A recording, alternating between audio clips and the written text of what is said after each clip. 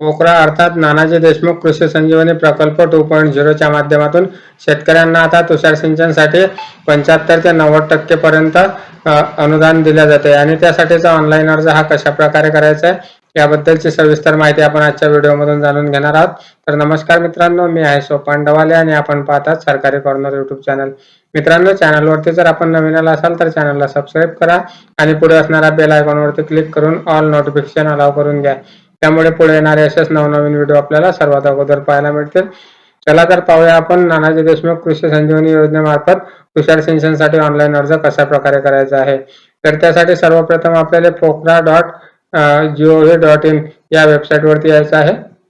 या वेबसाईट वरती आल्याच्या नंतर आपल्याला खाली थोडं स्क्रॉल डाऊन करायचं आहे। त्यानंतर NDKSPDBT यावरती आपल्याला क्लिक करून पोस्टाला भेट द्या या बटनावरती क्लिक करायचं आहे। त्यानंतर या ठिकाणी आपल्याला शेतकऱ्याचा फार्मर आयडी टाकून घ्यायचा आहे किंवा आधारने देखील आपण शेतकऱ्याचं लॉग इन करू शकता। तर आपण या ठिकाणी फार्मर आयडी टाकून लॉग इन करणार आहोत। तर या ठिकाणी आपल्याला सर्वप्रथम शेतकऱ्याचा जो फार्मर आयडी आहे तो या ठिकाणी टाकून घ्यायचा आहे। त्यानंतर खाली एक उदाहरण दिलेलं आहे, हे उदाहरण आपल्याला या ठिकाणी सोडवायचं आहे। 19 + 20 बरोबर किती होतात ते आपल्याला या ठिकाणी टाकून घ्यायचं आहे। त्यानंतर सत्यापित करा या बटनावरती क्लिक करून आपल्याला शेतकऱ्याचे लॉग इन हे ओपन करून घ्यायचं आहे। त्यासाठी शेतकऱ्याच्या आधार लिंकेड मोबाईल वरती एक OTP पाठवण्यात येते, तो OTP आपल्याला या ठिकाणी टाकायचा आहे। आलेला OTP आपण या ठिकाणी टाकून घेतो।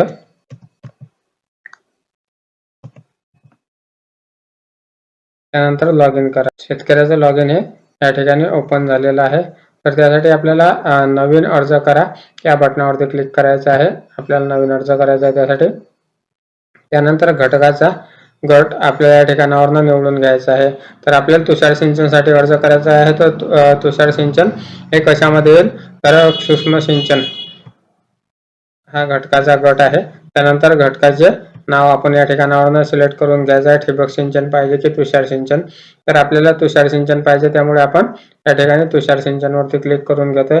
आणि तुषार सिंचन मध्ये देखील 3 प्रकार पडतात, एक आहे चल, दुसरा आहे मायक्रो स्प्रिंकलर आणि तिसरा आहे मिनी स्प्रिंकलर। तर आपल्याला चल पाहिजे, त्यामुळे आपण चल स्प्रिंकलर वरती क्लिक करतोय।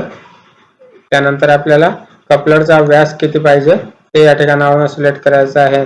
63 mm पाहिजे, 75 mm पाहिजे की 90 mm पाहिजे। 63 mm आपण 2 इंचीसाठी करतोय, त्यामुळे 63 mm वरती सिलेक्ट करून घेतोय। त्यानंतर आपल्याला पुढे जा या बटनावरती क्लिक करायचं आहे। त्यानंतर या ठिकाणी तुषार सिंचनसाठी काही पात्रता आणि निकष दिलेले आहेत ते आपण या ठिकाणी पाहू शकता। सदर घटकाकरता त्या क्षेत्राकरिता इतर कोणत्याही योजनेतून लाभ घेतलेल्या शेतकऱ्यांना या योजनेच्या अंतर्गत लाभ अनुज्ञेय नाही।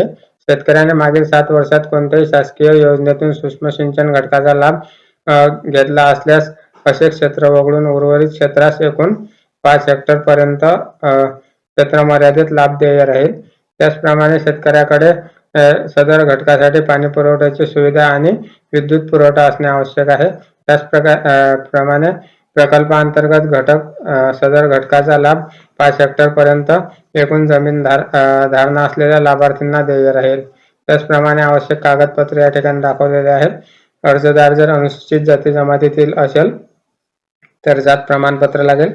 त्यानंतर अर्जदार जर संयुक्त खातेदार असेल तर बाकीच्या खातेदारांचं संमतीपत्र लागेल आणि दिव्यांग जर असेल तर दिव्यांग असल्याचं सर्टिफिकेट आपल्याला या ठिकाणी अपलोड करावं लागणार आहे। त्यानंतर पुढे जा या बटनावरती क्लिक करून आपल्याला पुढे जायचं आहे। त्यानंतर आपली जमीन या ठिकाणी दाखवण्यात येईल, आपल्या जमिनीचं गाव वगैरे दाखवण्यात येईल। गावातील जमीन एकूण किती आहे ते आपल्याला या ठिकाणी दाखवण्यात येईल। सर्वे क्रमांक आपल्याला निवडून घ्यायचा आहे। यामध्ये आपल्याकडे जर एकच शेत असेल तर काही प्रॉब्लेम नाही। या ठिकाणी आपल्याला 2 शेत असल्यामुळे आपण यामधून एक शेत सिलेक्ट करून घेतो ज्या शेतासाठी आपल्याला तुषार सिंचन घ्यायचं आहे ते। त्यानंतर आपल्याला या ठिकाणी क्षेत्र टाकून घ्यायचं आहे, किती क्षेत्रासाठी आपल्याला हे तुषार सिंचन घ्यायचं आहे। तर आपल्याला 1 हेक्टर साठी घ्यायचं आहे, त्यामुळे आपण या ठिकाणी 1 टाकून घेतो आणि या ठिकाणी आपल्याला शेतकऱ्याचं संमतीपत्र अपलोड करायचं आहे। जमिनीचं संमतीपत्र सामूहिक शेती असल्यामुळे आपल्याला हे संमतीपत्र अपलोड करावं लागतं। अन्यथा करायची आवश्यकता नाही. आपण या ठिकाणी संमतीपत्र अपलोड करून घेतलेलं आहे. त्याचप्रमाणे आपल्याला या ठिकाणी नोंदणीकृत वितरकाचं कोटेशन आपल्याला या ठिकाणी अपलोड करून घ्यायचं आहे. त्याच्याच बरोबर आपल्याला आपलं जे आधार कार्ड असेल, बँक पासबुक असेल ते देखील आपण अपलोड करू शकता. एकत्र PDF करायची आणि त्यामधून आपल्याला हे सर्व कागदपत्र अपलोड करून घ्यायचे आहेत. आपण हे सर्व अपलोड करून घेतलेले आहेत. त्यानंतर आपल्याला पुढे जा या बटनावरती क्लिक करायचं आहे आणि आपला अर्ज सादर करायचा आहे. त्यानंतर आपण भरलेल्या अर्जाची संपूर्ण माहिती या ठिकाणी दाखवण्यात येईल. त्यानंतर अर्ज करण्यासाठी पुढे जा या बटनावर पुन्हा आपल्याला एकदा क्लिक करायचं आहे. त्यानंतर आपल्याला एक हमीपत्र द्यायचं आहे. त्या हमीपत्रावरती आपल्याला या ठिकाणी सर्व शर्ती आणि अटी आपल्याला मान्य आहेत यावरती क्लिक करायचं आहे आणि पुढे जा या बटनावरती क्लिक करून या ठिकाणी आपल्याला एक स्वयं घोषणापत्र द्यायचं आहे. तर त्या स्वयं घोषणा पत्रावरती आपल्याला सर्व अटी नियम आपल्याला मान्य आहेत. त्यासाठी आपल्याला या चेकबॉक्सवरती पूर्ण चेकबॉक्सवरती क्लिक करायचं आहे आणि त्यानंतर अर्ज सबमिट करा यावरती आपल्याला क्लिक करून आपला अर्ज हा सबमिट करून घ्यायचा आहे. अर्ज सबमिट झाल्याच्या नंतर आपण या ठिकाणावरून प्रिंट डाउनलोड करू शकता किंवा प्रिंट काढू शकता. या ठिकाणावरून डाउनलोड प्रिंट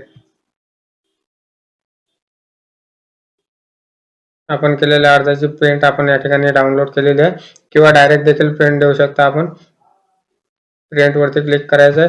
त्यानंतर जो आपला प्रिंटर असेल त्यावरती प्रिंटर निवडून आपण डायरेक्ट प्रिंट काढू शकता आणि हे प्रिंट आपल्याला सेट करायला द्यायचे आहे. तर संपूर्ण व्हिडिओ पाहिल्याबद्दल धन्यवाद मित्रांनो. व्हिडिओ जर आवडला असेल तर व्हिडिओला लाईक करा, चॅनलला सबस्क्राईब करा. तेव्हा पुन्हा भेटूया अशाच एका नवीन व्हिडिओ सोबत. तोपर्यंत जय हिंद, जय महाराष्ट्र.